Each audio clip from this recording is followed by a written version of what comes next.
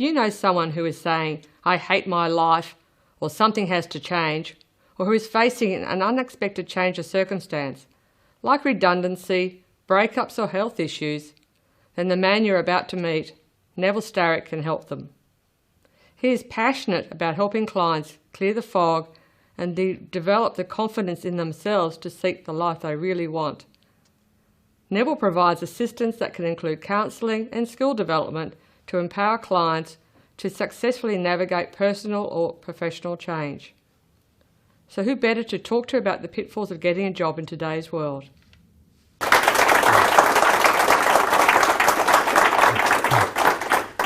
Well, thank you, Neville, for joining us here on The Point TV. Pleasure to be here. Thanks for the invitation. Great. So let's talk about some of the pitfalls of finding a job. Absolutely. Now, you've got a lot of experience in human resources and employment support in your career. Yep. So how do you think finding a job has changed over the last couple of decades? Oh, the last couple of decades with all the technology changes that have gone on, a huge difference. Back in the day, people were not using the internet to go and find where the jobs were.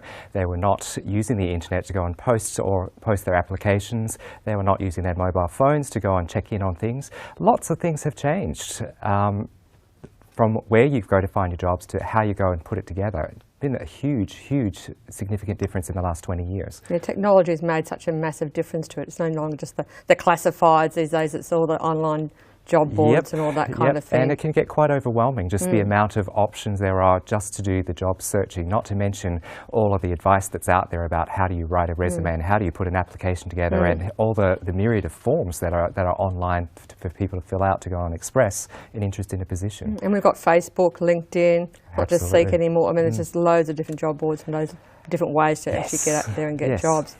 So how do you think this affects people who've been in one job for a long time and now having to find a job again?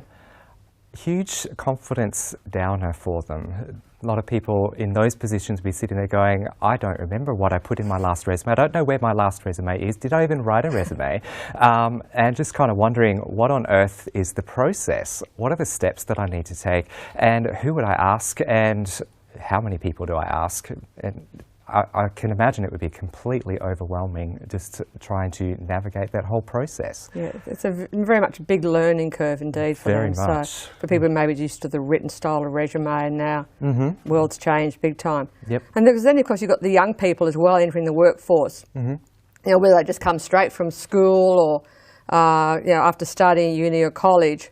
I mean, you know, what's your opinion? In your opinion, what challenges do they face? I think for the young people, they don't have the technology issues necessarily that people who have been in the workforce for a long time might have.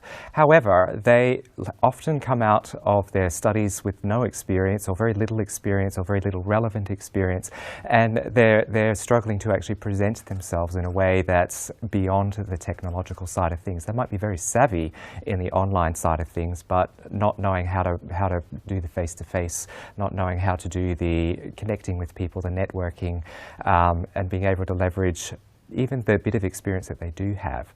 One of the things that is a potential danger for students is that they can get so involved in their studies that they actually don't engage in other parts of their life that might develop different aspects of their well, it could be networking and that kind of thing as well. Things like that. Yeah. All of those things that would be really useful on a wider scale. They don't put themselves in a position to do that. So. And yeah, they're so used to texting, and rather than just that face-to-face kind of thing, which makes a big difference when you're in an interview. You're face-to-face with that potential employer. Yeah. So what sort of things do you think people just simply aren't aware of when it comes to applying for a job? What's out there these days? The biggest one out there is the recognition that there is a whole process that's involved. You need to understand your own experience. You need to understand yourself quite well to be able to put an application together. You need to know what your experience is and what it means. And most of all, you need to understand that the process of putting an application together is not so much about what you have to give the employer, but about how you're going to solve the employer's problem. The employer is looking for someone for a reason. They actually have a particular position to fill because they have particular things that need to be done, and if you're not focusing on those things, the employer will sit there and say, well, why are you wasting my time? Yeah, it's not exactly, it's what you're bringing to the employer. It's not about what it is for you. You've got to sell the benefits of of having you within that company and Absolutely, that job. Yeah. absolutely. And it's easy to get wrapped up in saying, I've got all this and I've got all this and I've got all this, and forgetting that the employer actually has a list of things that they're looking for. And that's often shown up in their job description or the position description, the ad, that will give you clues. And it's really important to pay attention to those. That's so true. So we talk about selling yourself in resumes and being confident in interviews. Is it possible to overdo this? Oh yeah, oh yeah. Can you just imagine somebody coming in and saying, oh yes, I can go and give you the Sydney Harbour Bridge? And it's like, well, how are you going to do that? And where's the evidence behind that that lets me know that you are actually capable of doing something like that? If there's no evidence to support some of the claims that you're making about what you can offer, then you're going to shoot yourself in the foot. So confidence is great, but back it up with some of the relevant experience that will actually demonstrate that this is really, really true.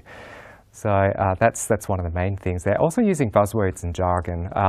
Buzzwords are, if you don't know what they mean, absolutely. Don't use them. Yes, so if you throw something in there to try and make yourself look like you know the industry and you actually don't know what it means, it can also be a really, really big turn-off to an employer. Yeah, because we all talk about, got to use the right buzzwords and that kind of thing, but if you don't know what it means, it's like, yes, it can look very dumb suddenly. Very, very much. Yeah. So just lastly, we talk about, we hear a lot about very innovative ways that people find jobs.